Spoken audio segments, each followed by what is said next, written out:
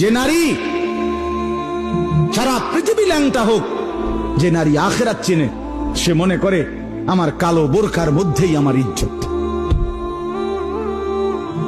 সারা পৃথিবী মদের আড্ডায়, গানের আড্ডায় পৃথিবীর সব যুবকও যদি নাচে, যে যুবক সেজদার মজা পায়, সে মনে করে আমার সেজদার মধ্যেই আমার 7 মহাদেশের সব সুখ।